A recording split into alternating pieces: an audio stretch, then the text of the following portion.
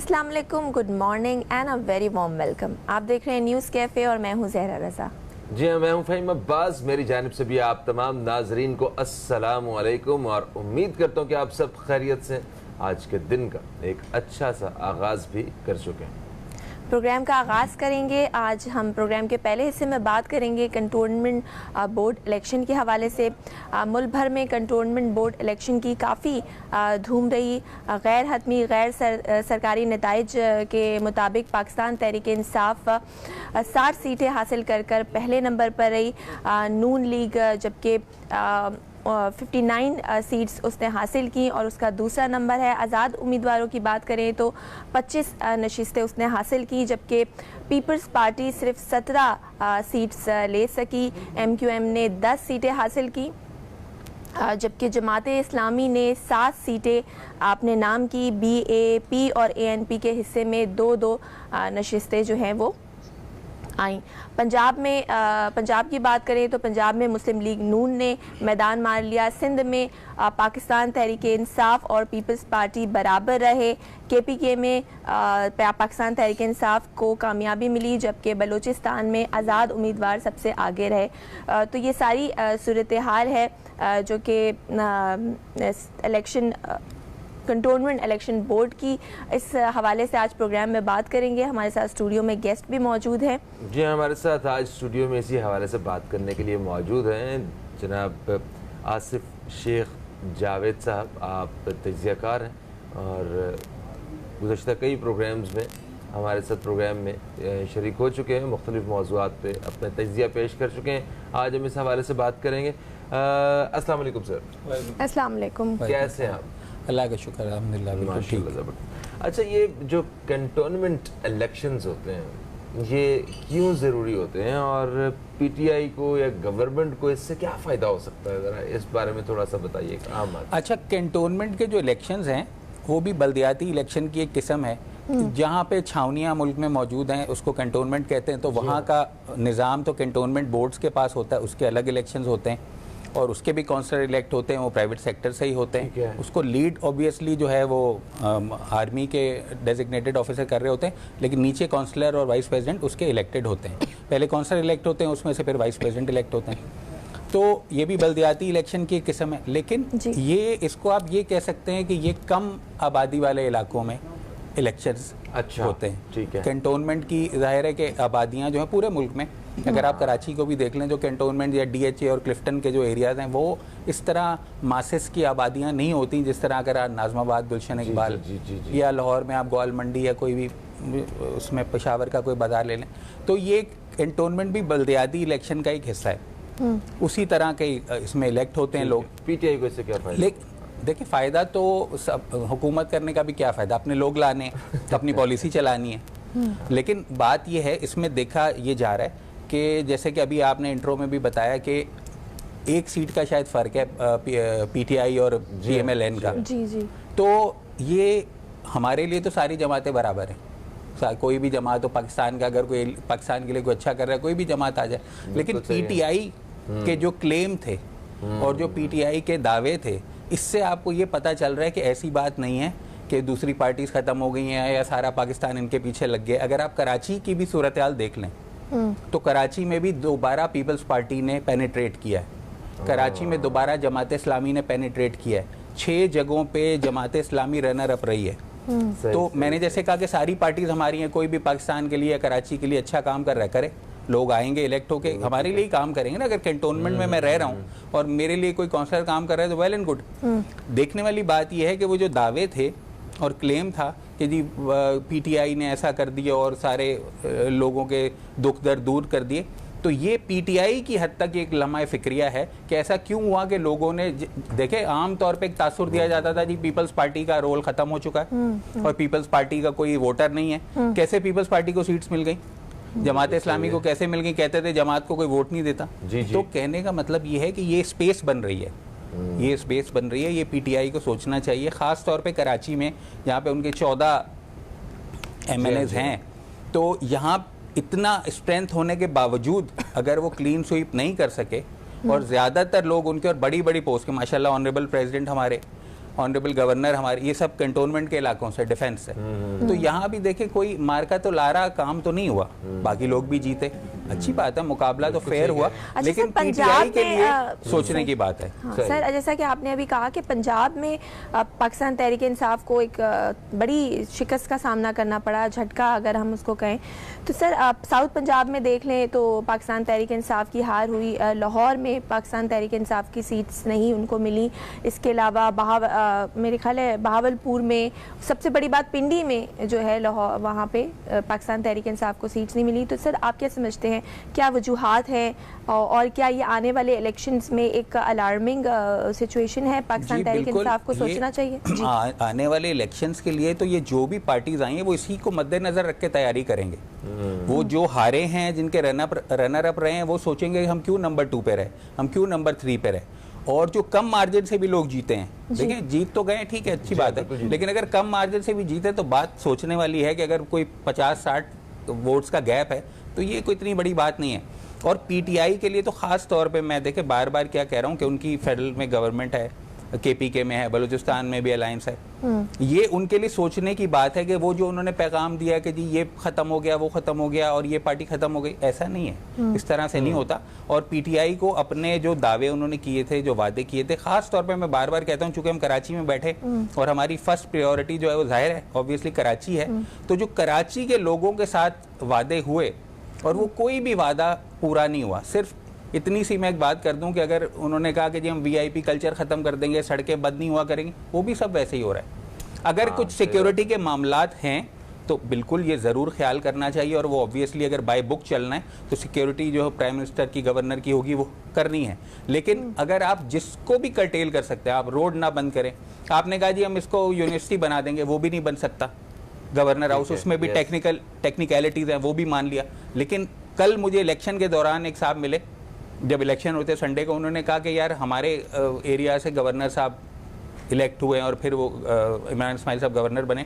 वो कह रहे ऐसा भी नहीं है कि कोई इतना इंतज़ाम हो जाए कि भाई गवर्नर हाउस में हर जुमे को खुली कचहरी होती है, गवर्नर साहब बैठ के सुनते हैं लोगों के मसाइल, कुछ भी नहीं। वही आयरन कर्टन है, आईनी पर्दा है, आप जा नहीं सकते। और फ़हीम साहब आप तो बहुत दफ़ा गवर्नर हाउस भी जाते हैं, आपने वहाँ भी देखा है कि इनसाइड द गवर्नर हाउस भी इतना प्रोटोकॉल है कि वो 50 फुट दूर लोग बैठे होते हैं गवर्नर के। तो अगर इस तरह रखेंगे तो देखें, अच्छा यही वो वजह है जिसकी वजह से शायद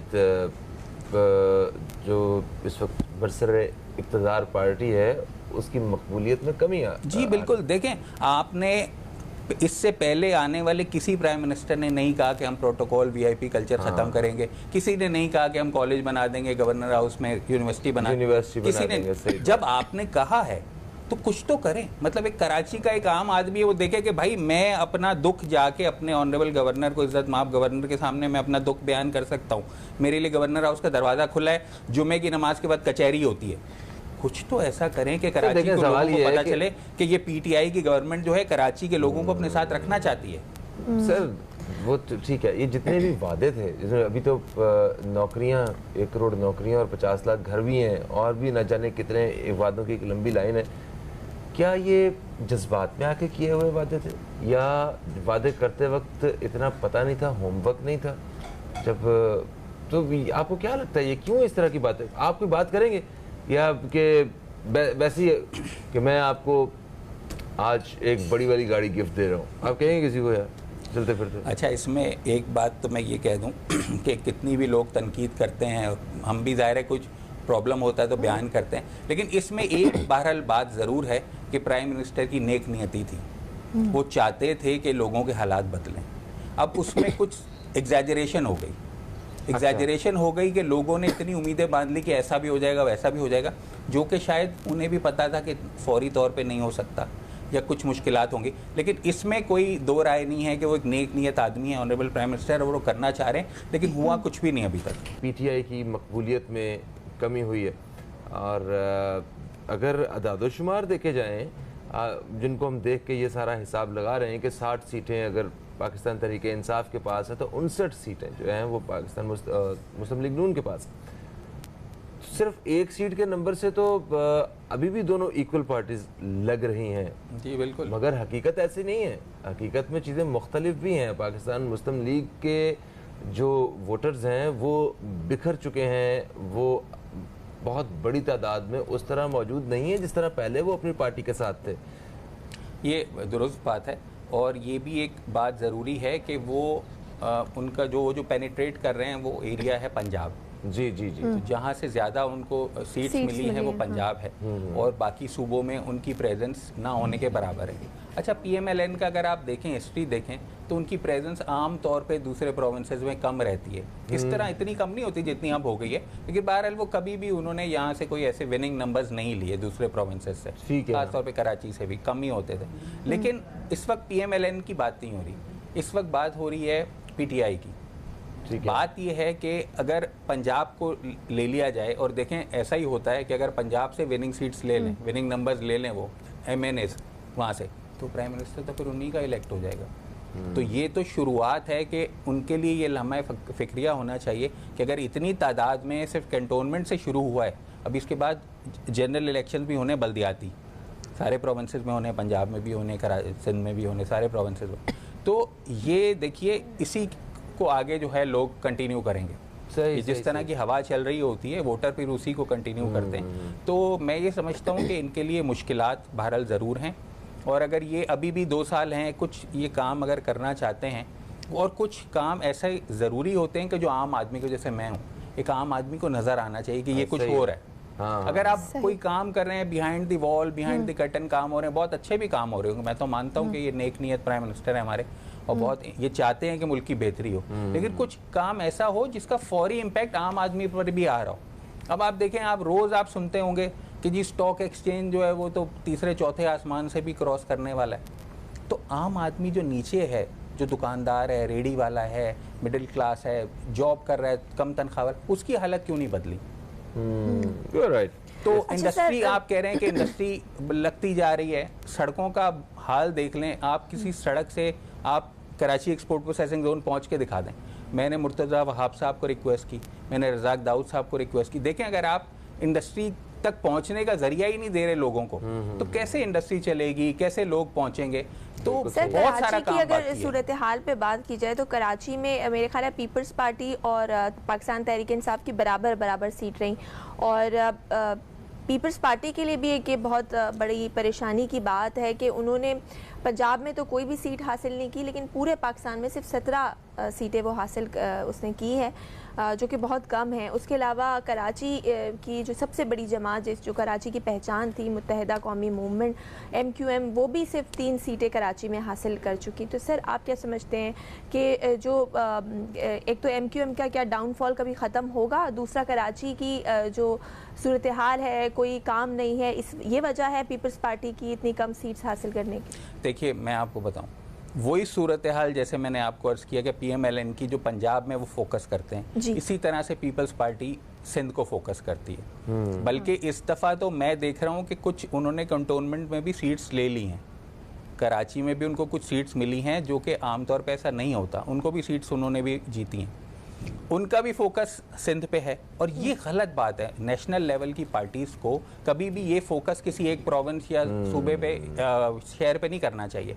अगर नेशनल लेवल की पार्टी है तो पूरे पाकिस्तान की बात करें। बिल्कुल, पीपल्स पार्टी ने भी ये बना लिया कि जी सिंध पे फोकस करना है, कराची में कोई काम नहीं हो रहा।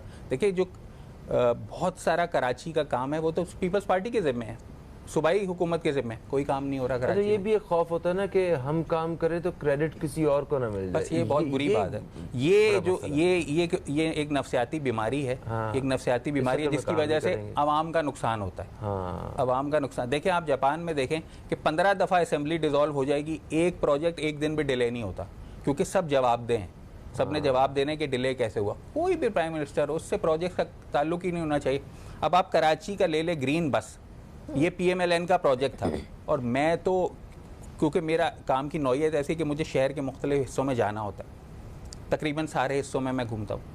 कितने साल गुजर गए हैं, उस पर करोड़ों रुपए खर्च हो चुके, करोड़ों, और वो करोड़ों रुपए ज़ाया हो रहे हैं। और मैं रोज़ गुजरता हूँ और मेरा दिल बुरा होता है, दिल देख के उसको, कोई ना कोई चीज़ रोज़ की टूट रही होती। देखें, जब आप किसी चीज़ को मेंटेन नहीं करेंगे, अधूरा छोड़ देंगे, तो वो तो नुकसान हो रहा है। अब क्या है कि अगर वो प्रोजेक्ट बन जाएगा तो PMLN का नाम हो जाएगा, इस वजह से वो प्रोजेक्ट नहीं बन रहा। तो इसकी वजह से पैसा तो टैक्स पेयर का लगा हुआ है। K4 जो मंसूबा है, K4 ही है नजर जी। उसके साथ क्या, वो भी तो देखें K4 तो लटका हुआ है, पता नहीं कितने दिहाइयाँ गुजर गई सोच रहे हैं जी K4 बनेगा।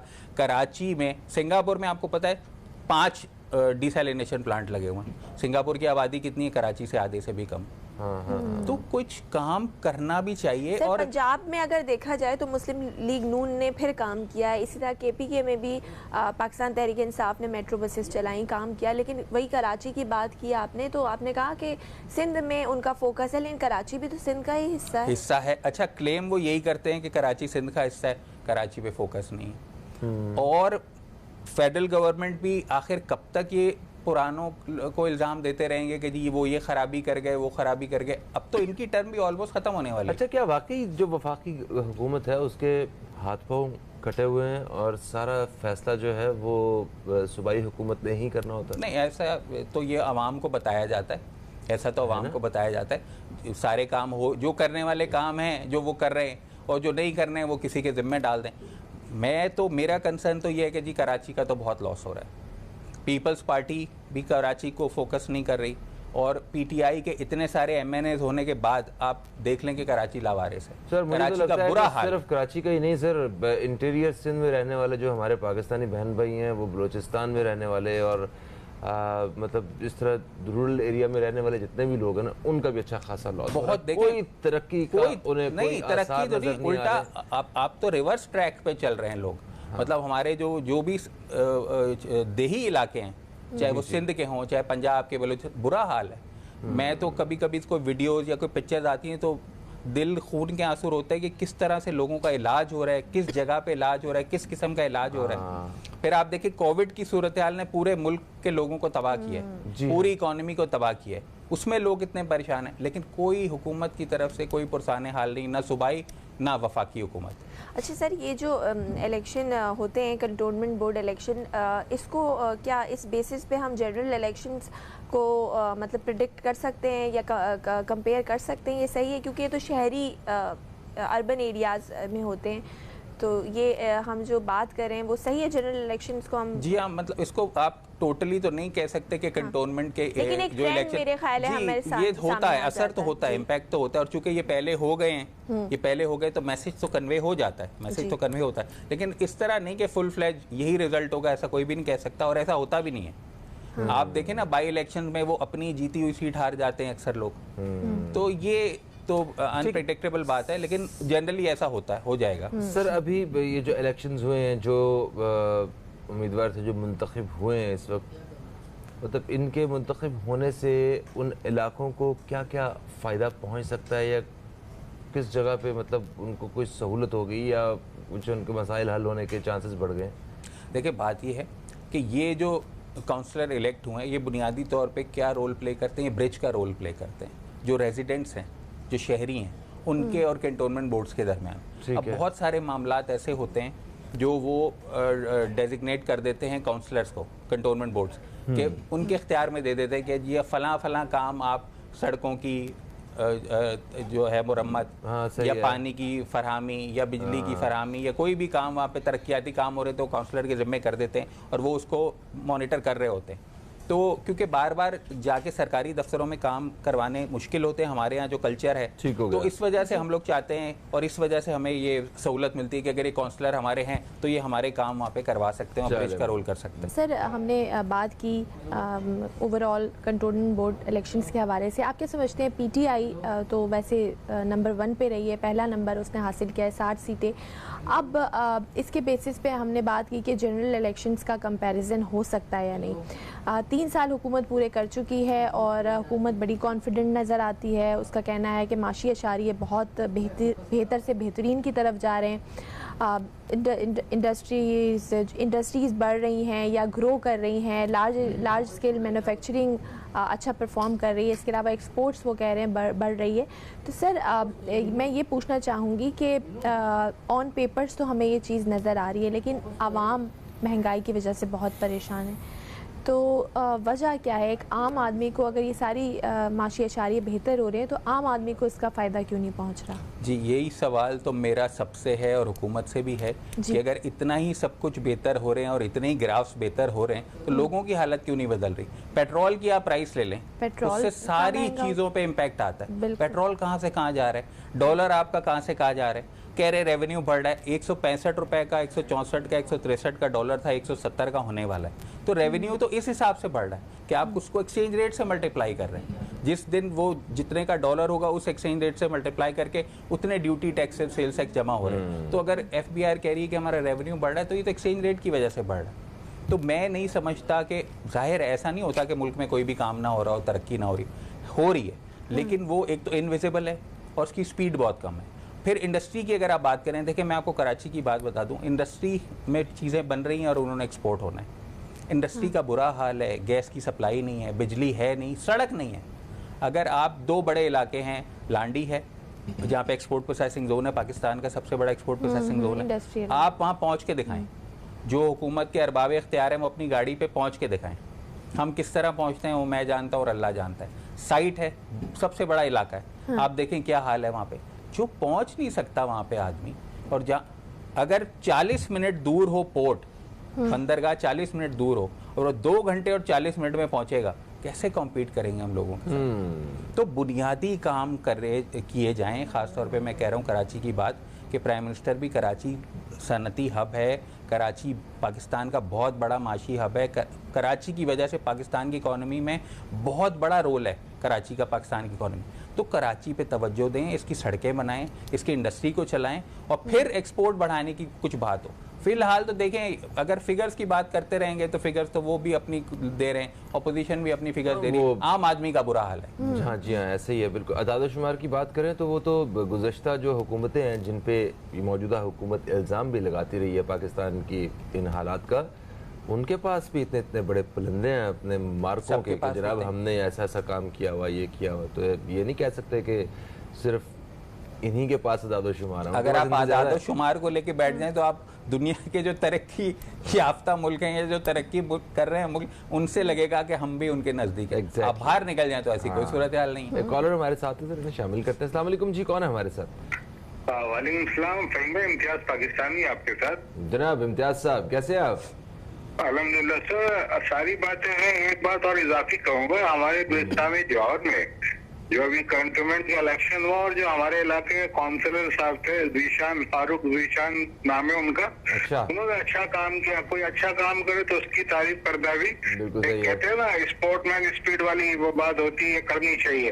और रह गई बात कराची के मसाइल की, तो मेरा ख्याल है कि सारी बातें आप लोगों ने करी थी। अब मैं एक छोटी सी बात और करूंगा, छोटी छोटी इंडस्ट्री हंगामी बुनियाद पे लगानी चाहिए। हुकूमत के पास इतने तो वसाइल जरूर मौजूद है कि छोटी छोटी इंडस्ट्री लगा के जल्द से जल्द जो यहाँ के बच्चे हैं वो उनको नौकरियां दी जाए, रोजगार के मौके फराहम कीजिए। ये बड़ा आसान काम अगर ये करना चाहे तो। अगर मैं देखे ना, पूरे पाकिस्तान से बच्चे बाहर मुल्कों में चले जाते हैं और हमारा टैलेंट यहाँ से वहाँ ट्रांसफर हो जाता है। और ये काम इनको हंगामी बुनियाद पे करना होगा। और इलाके कंटोनमेंट के अलावा जो इलाके है वहाँ की हालत तो आपको पता है बड़ी खराब है, तो उस पर तवज्जो इनको देनी होगी। कंटोनमेंट के इलाकों में कदरे बेहतरी है हर जगह से। और फहीम भाई, ये जो लंगर खाने वगैरह ये खोलते हैं अच्छी बात है, मगर रोजगार के भी मौके पैदा करना आवाम के लिए इतना मुश्किल है नहीं। आप ये देखिए ना, 175 रुपए CNG हो गया। बताइए महंगाई कहाँ जाके रुकेगी? अगर मैं गाड़ी निकालता हूँ तो हफ्ते में 3 दिन चला पाऊंगा, क्योंकि मैं अफोर्ड नहीं कर सकता। तो इस पर तवज्जो देने की जरूरत है। ठीक हो गया। बाकी अल्लाह मालिक है, सारे मसले मसाइल सबके सामने है, रोजाना ही हम बात करते हैं। अल्लाह पाक रहम करम फरमाए। आमीन आमीन आमीन। बहुत शुक्रिया इम्तियाज आपकी कॉल का। जी सर, आपने सवाल, मैं बहुत तो सारे एक सवाल बात ये इनकी बात सुन के मेरे जहन में एक बात ये आई कि अगर आदाद-ओ-शुमार इतने ही सेटिस्फैक्ट्री हैं और मुतासर कुन है और इतनी तरक्की कर रहे हैं हम लोग, तो आप ये देखें कि आप बाहर निकल जाएं दोपहर के वक्त, तो जो फलाही दस्तरखान है, एक तो उनकी तादाद बढ़ती जा रही है, वो जगह जगह पॉइंट्स बढ़ते जा रहे हैं और उन पे लोगों की तादाद बढ़ती जा रही है। तो ऐसा क्या हो रहा है कि उनके पास नोट भी बहुत आ रहे हैं, वो तरक्की भी लोग बहुत कर रहे हैं और वो खाने की जगह पे, मुफ्त वाली जगह पे भी बैठे हुए हैं। तो ये सिर्फ देखें, ये सिर्फ जगलरी है, आई वॉश है। हम तो आम आदमी हैं, हम तो ये बात करते हैं कि जी हमें शहर में क्या नज़र आ रहा है। शहर का बुरा हाल है, सड़कें हैं नहीं, सीवरेज का निज़ाम नहीं है, पानी है नहीं। पानी कौन कराची का आदमी है जो कह रहा है कि उसके नल में पानी आता है? और पानी टैंकर के जरिए, बाउजर के जरिए आपको अवेलेबल है।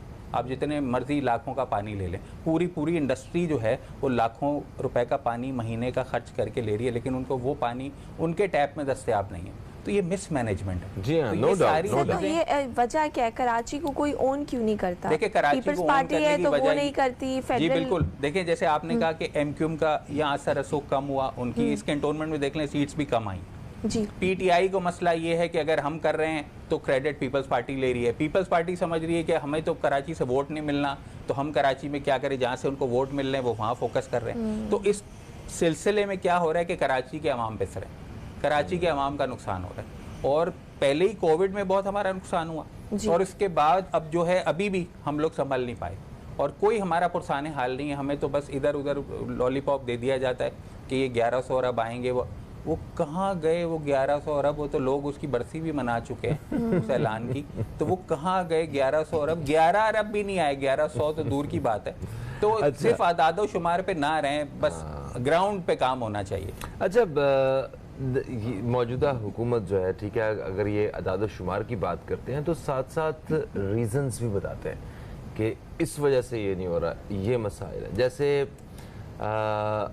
एक तो कोविड वाला जो चैलेंज आया है, ये आज तक पाकिस्तान में किसी हुकूमत को फेस नहीं करना पड़ा। तो वाकई ये है भी इशू, इसकी वजह से देखें जो अमीर ममालिक हैं उनकी कमर टूट गई है। बिल्कुल। तो हम तो फिर गरीब कर्जों पे चलने वाला मुल्क थे और हमारा भी तो बुरा हाल तो हुआ ही है। तो इसमें इन हालात में नाकस मनसूबाबंदी के साथ साथ या उन बड़ी बड़ी बातों के साथ साथ ये जो सिचुएशन बनी है कोविड की, इसका कितना अमल दखल है? और इसी के साथ एक चीज़ और भी बताइएगा, अपोजिशन हर हुकूमत की होती है ना एक अपोजिशन।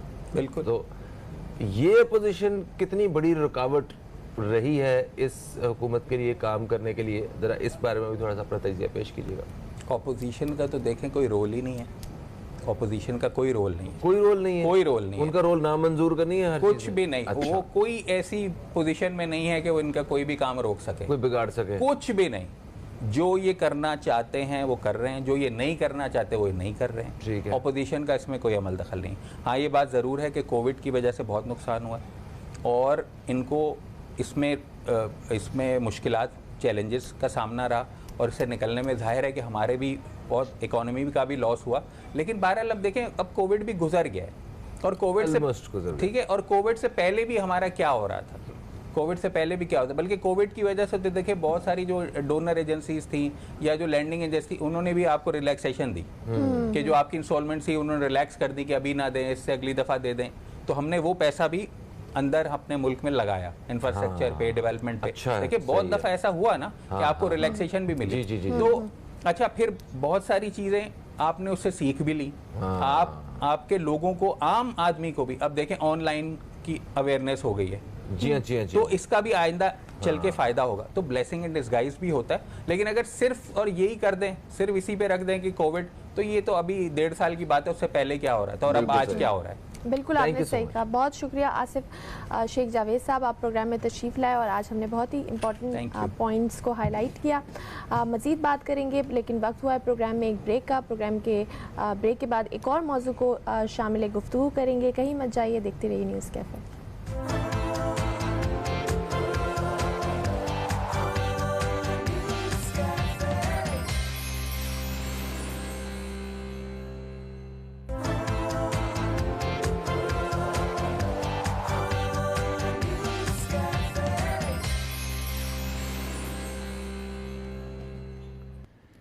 एक वक्फे के बाद आपको फिर से खुशामदीद। आप देख रहे हैं न्यूज़ कैफ़े, मैं हूं फ़हीम अब्बास और मेरे साथ हैं ज़हरा रज़ा।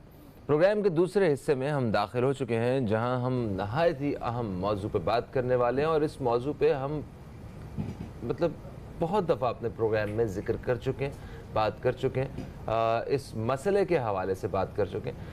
ये है महंगाई का मसला। भाई किसी भी मसले के बारे में बात करके हम मतलब उसको हल नहीं कर देते, मगर जब तक उस पर बात नहीं करें हम उसके हल की तरफ जा नहीं सकते। बहुत सारे महंगाई के हवाले से इश्यूज़ हैं जो हमने अपने गुज़श्ता प्रोग्राम्स में हाईलाइट किए हैं। आज भी हम इसी हवाले से बात करेंगे। हमारे साथ स्टूडियो में मौजूद हैं आबिद हुसैन मिर्ज़ा साहब। आप एक तजियाकार हैं, आपको खुशामदीद कहते हैं। अस्सलाम वालेकुम। जी जी, वालेकुम अस्सलाम। कैसे हैं आप? जी जी, माशाल्लाह, बहुत बेहतर। माशाल्लाह, आज तो बहुत हैंडसम लग रहे हैं आप। अच्छा, वो इसकी वजह से महंगाई है। महंगाई की वजह से? जी हाँ। तो पूरी कौम हैंडसम जो है, पूरी कौम परेशान है महंगाई की वजह से। आप कशकोल लेके हर जगह नहीं घूम सकते। हाँ सही है। आपको अपनी अना भी बचानी है। हाँ बिल्कुल सही है। आपको अपनी इज्जत का भी पास करना है। हाँ। और अपनी शिकायतें भी बतानी है आप। ये भी है, बिल्कुल। तो ये मकसद था मेरा। अच्छा, मैंने कहा शायद आज जरा खास किसी को कह के आए कि आज आपने अब तक लगा रहा है 10 बजे। कोई स्पेशल पर्सन तो नहीं आज देख रहा? आज जरा मजाक की बात है अपनी जगह। अच्छा ये बताइए कि महंगाई का जो जिन है ये बेकाबू होता जा रहा है। अवाम मतलब मुसलसल परेशान है, खा कोई अमीर शख्स है या गरीब शख्स है, उसको महंगाई की वजह से बड़ी परेशानी का सामना है। और जो उम्मीदें थी इनकी कि महंगाई ये हुकूमत आके कम कर देगी या कुछ ना कुछ हमारी ज़िंदगी में ठंडी हवा आएगी, कोई आसानी आएगी, वो नहीं हो रहा है बिल्कुल भी। तो आइंदा आने वाले दिनों में भी क्या आपको लगता है कि महंगाई पे काबू पाया जा सकेगा या हुकूमत जो है वो महंगाई पे काबू पाने पे कामयाब हो जाएगी? जी हाँ, देखिए, सबसे पहले आप महंगाई का तयन करेंगे कि महंगाई से आप मुराद क्या ले रहे हैं। क्या सिर्फ ये आटा, दाल, मिर्चें और सब्जियां हैं या गोश्त है, या ये चीज़ें आप देख रहे हैं कि ये महंगाई हो रही है तो महंगाई हो रही है? ऐसा नहीं है, ऐसा नहीं है। महंगाई से मतलब तमाम ज़रूरियात ज़िंदगी जो आप तक पहुंचने में मुश्किलात पैदा करे, वो महंगाई है। अच्छा, बिल्कुल सही है। ठीक है, अब ज़रूरियात ज़िंदगी को हमें देखना है। देखिए, ये तो आटा, दाल, तेल, ये तो चीज़ें मिल जाती हैं और आए दिन हो जाती है, लेकिन इनके जो बड़े आइटम हैं वो देखने हैं हमने। तेल, पेट्रोल, रुपया, करेंसी, प्रॉपर्टी, पानी, इलेक्ट्रिक, कौन सी चीज़ है जिसके रेट ज़्यादा ना हो?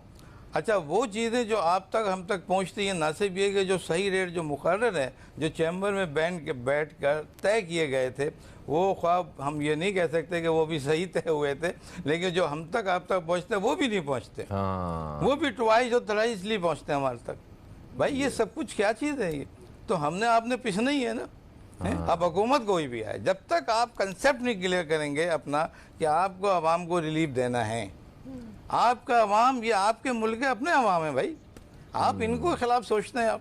आप अपनी झोलियां भरते हैं। कोई भी मैं बता कर रहा हूँ, पिछली हुकूमतें हो, ये हुकूमत हो, या एक देखिए ना, एक समझ लीजिए कि कोई चीज़ फरोख्त कर रहा है, एक ताजिर है। हाँ। आप ताजिर के पास जाएंगे, वो ऐसे दाम बताएगा, और जब आप लेके घर पहुंचेंगे वो चीज़ें कहेंगे यार ये तो आधी कीमत की चीज़ थी। सवाल ये कि हुकूमत ही का नहीं है, हमें आपको अपनी सतह पे भी सही होना है। सही, बिल्कुल आपने सही कहा। और सर, ये कोई पहली हुकूमत नहीं है जिसके दौर में महंगाई का सामना आवाम को करना पड़ रहा हो। हर हुकूमत में यही प्रॉब्लम आवाम ने फेस की है, लेकिन अभी ज़रा आपकी ऑडियो का कुछ मसला आ रहा है, वो ब्रेक में ठीक करेंगे इंशाल्लाह। तो आपको क्या लगता है आबिद साहब के महंगाई के ज़्यादा होने की क्या मुहरिकात, क्या नहीं रीज़न्स क्या हैं जो हुकूमत को शायद समझ नहीं आ रही, और अगर समझ आ रही हैं तो वो उनको मतलब ठीक नहीं कर पा रहे? सही, आपने देखिए बेसिक थीम जो है हमारा बात का, वो आपने उठाया है सवाल। हमारी जो डिमांड है, हमारी जो ज़रूरतें हैं, अगर हम उनको काबू नहीं करेंगे, हमारी ज़रूरतें दिन ब दिन बढ़ती जा रही हैं। आपका मुल्क एक तरक्की पजीर मुल्क है, गरीब मुल्क है। आपका मुल्क जो है आपकी ज़रूरियात पूरी नहीं कर सकता।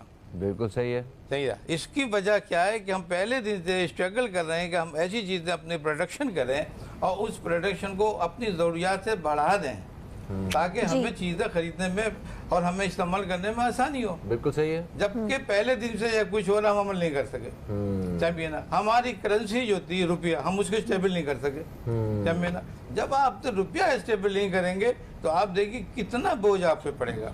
आपकी तमाम चीज़ें डॉलर में खरीदी जाती हैं, जब आप डॉलर में नहीं लेंगे और डॉलर जो है बढ़ेगा और रुपया आपका गिरेगा, तो आप रिजल्ट देख लें, आप डबल ट्वाइसली आप दोनों कॉर्नर से आप पिस रहे हैं। आप यहाँ से जो आप खरीद रहे चीज़ है वो महंगे दामों ले रहे हैं, वहाँ जो आपने कर्जे लिए थे, जिन चीज़ों से परचेज किए थे, वो हर साल वो असल तो अपनी जगह है, वो बढ़ता चला जा रहा है।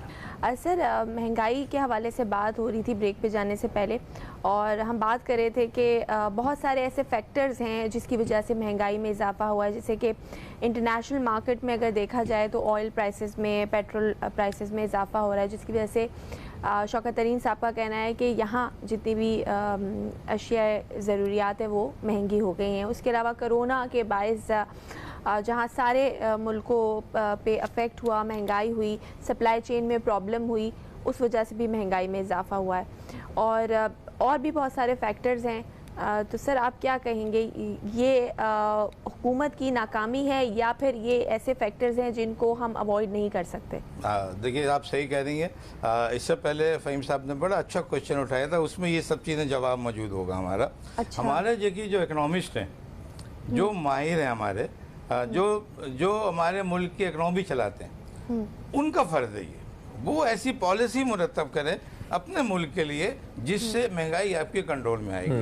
अब मैं ये समझता हूँ, जबकि मैं एक इकोनॉमिस्ट, माहिर इकोनॉमिस्ट नहीं हूँ, मुझे पता है कि मुझे किन चीज़ों पे अमल करना है। हमें हर इकोनॉमिस्ट को चाहिए 3 फैक्टर पे अमल करना चाहिए उन्हें। एक तो ये कि जो ज़रूरियाती ज़िंदगी के मुताबिक जो चीज़ें आपने सप्लाई की हैं, आपने जो लोगों को देने के लिए सप्लाई की है, उनकी प्राइस जो है वो फिक्स होनी चाहिए उसकी, और वो एक रेट मुकर्रर हो जो आपने एक रिलीज किए गए, जबकि इस पे अमल है ही नहीं, सिरे से नहीं। आप जहाँ चले जाएं, जहाँ आप देखें ट्वाइसली चीज़ें मिल रही हैं, इस पे अमल क्यों नहीं हो रहा? ये लोग जब एक पॉलिसी निकालते हैं, फिर ये चैम्बर में जो बैठे हुए हैं, ये DC लेवल के लोग हैं और दूसरे लोग हैं, वो किधर गए आपके मुल्क के? वो बाहर निकले, वो उनको इम्प्लीमेंटेशन कराएं। आप देखें ना, देखिए तोल का निज़ाम गलत, आपकी महंगाई के कई वजूहत हैं, यही नहीं कि एक चीज़ महंगी दानों मिल रही है, वो कम भी मिल रही है। हर कोई नाजायज मुनाफाखोरी, जो रेट लिस्ट है उसके एक शॉपकीपर उससे वो नीचे जाएगा, वो और ऐड कर रहा है, चाहे 2 रुपए 3 रुपए, इस तरह से भी महंगाई, जो मसनूई महंगाई आप सही कह रही है। ये सब चीज़ें फैक्टर हमारे पास है, हमारे पास हर सतह पे कंट्रोल होना है, हमारे नाप तोल का सिस्टम सही होना चाहिए, हमारे यहाँ क्वालिटी की जो चीज़ें हैं उसकी क्वालिटी कंट्रोल होना चाहिए, हमारे यहाँ जो चीज़ सप्लाई की है एक्सिस में क्यों सप्लाई की जा रही है, जितनी डिमांड है हमको उतनी चीज़ें हमारी सप्लाई करनी चाहिए।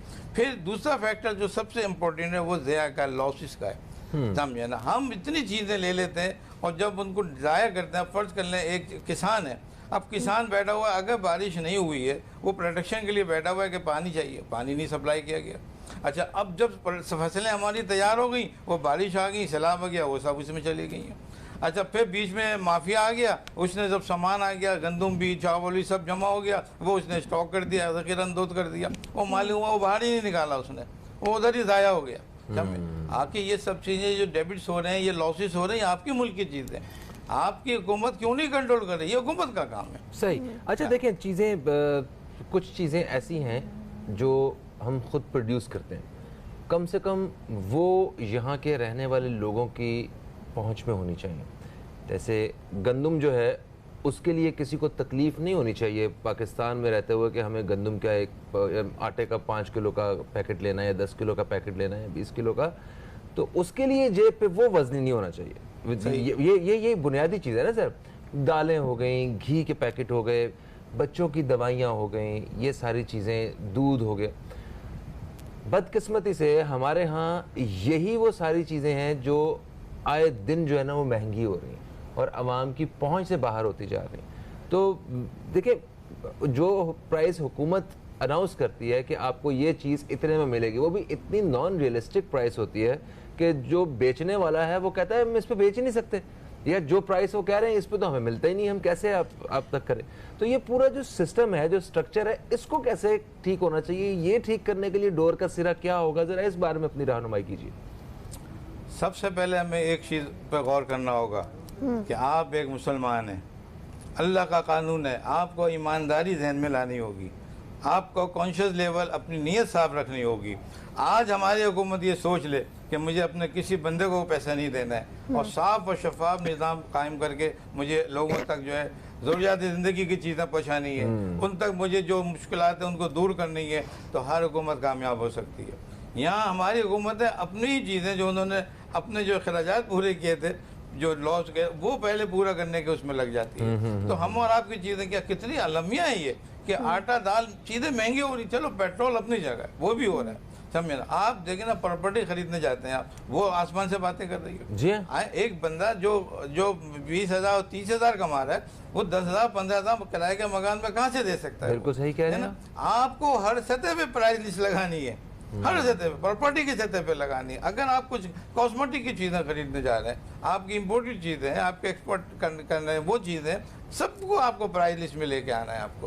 जब आप एक सिस्टम नाफिज करेंगे, इम्प्लीमेंटेशन कराएंगे अपने कानून की, तो हर चीज़ अपनी जगह नॉर्मल होगी। उसके सोच मतलब मैं कहता हूँ कि आपका मुल्क के अलावा दुनिया भी तो चल रही है, आप किसी भी मुल्क में चले जाएं, ये अवाम उसकी रिलीफ में है। हालांकि वो मुल्क भी हो सकता है कि मखरूज हो, लेकिन अवाम में तकलीफ नहीं है, अवाम में ईजान नहीं पैदा हुआ है, अवाम पैनिक में नहीं है वहाँ की। हमारा मुल्क क्यों कितना पैनिक में चलता है, ये मुझे समझ नहीं आती। ये वही बात है कि आपको अपने दीन पे, अपने इस्लाम को समझना होगा, आपकी नीयतों को सही करना होगा। आपके पास बहुत सी चीज़ें मौजूद हैं, उनको आप रीसेट करें। आप देखिए कि जो बेचने वाला है, अगर वो हुकूमत का बंदा नहीं है, लेकिन ये सोचे कि मैं अल्लाह के कानून के साथ पाबंद हूँ, मैं सही चीज़ बेचूंगा, साफ चीज़ बेचूंगा, नाप तोल सही करूँगा, आप देखिए कि कितनी बरकतें होंगी। हमारे यहाँ मुल्क से बरकतें भी खत्म, यहाँ तक जो लॉजी वो तो अपनी जगह, बरकत भी नहीं है। हाँ। तो आप चलेंगे कहाँ से भाई, कहाँ से चलेंगे आप? अभी अभी हमें टेलीफोन लाइन पे ज्वाइन किया है एक और मेहमान ने,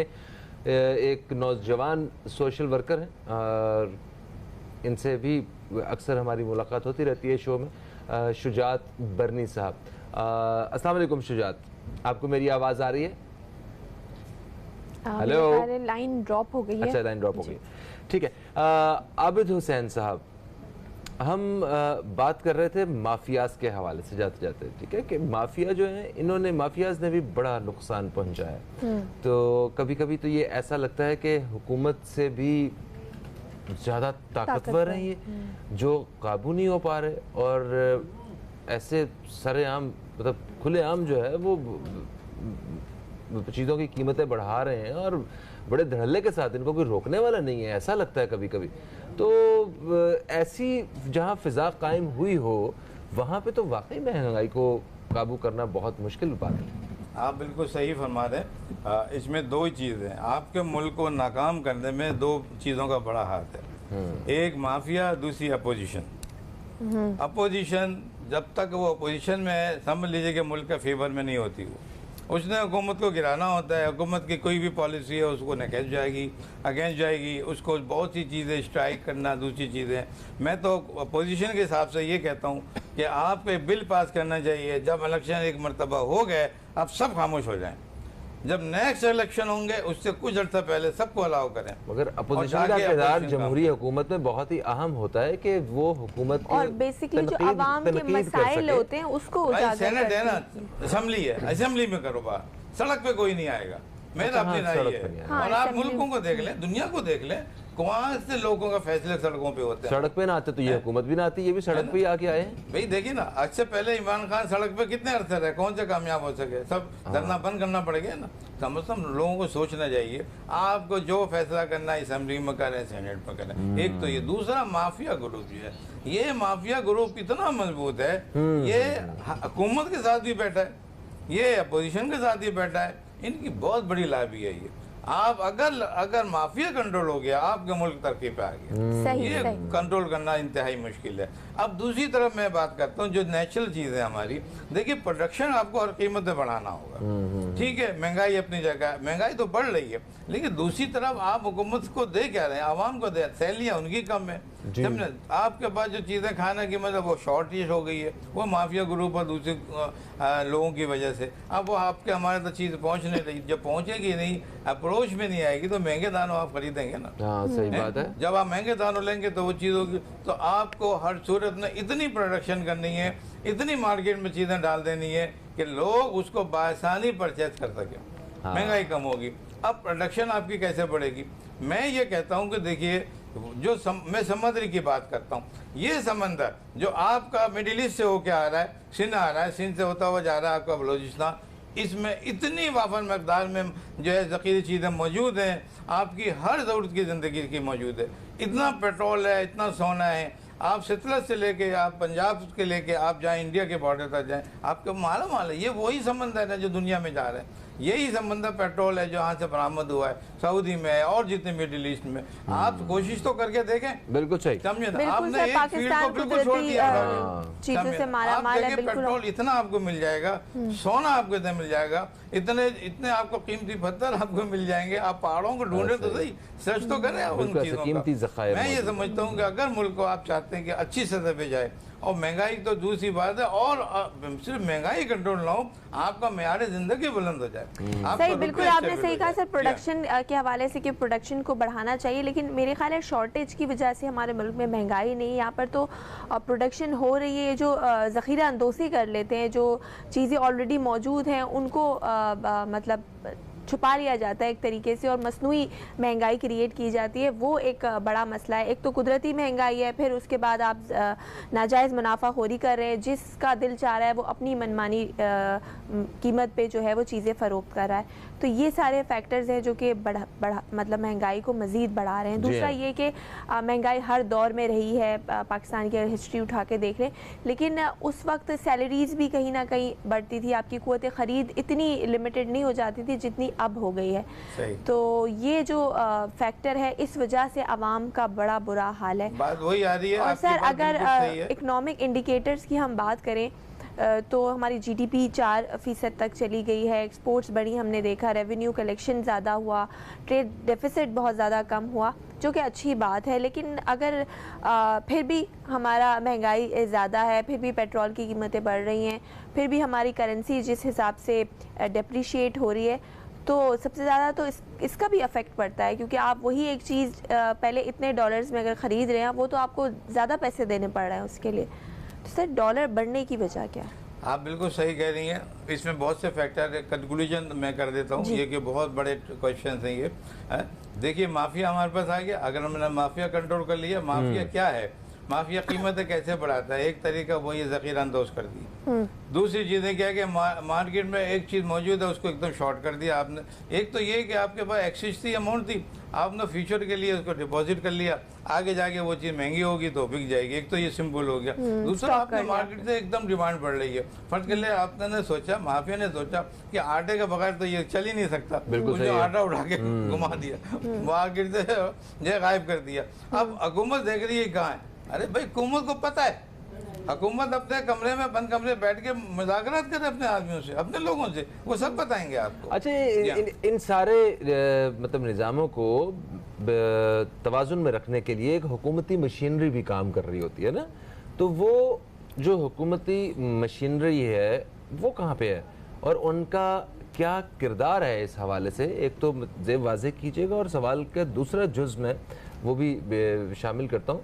सर, स्मॉल इंडस्ट्री जो है इसको मतलब हम अपनी प्रोडक्शन ज़्यादा बढ़ाएं कैसे? जिस तरह चाइना और दूसरे कामयाब ममालिक हैं जिन्होंने अपनी इंडस्ट्री को इतना ज़्यादा फैला लिया है कि वो अब उनकी कमर जो है ना वो मजबूत हो गई है, अब वो बड़े माशी तौर पे खुशहाल लोग हो गए।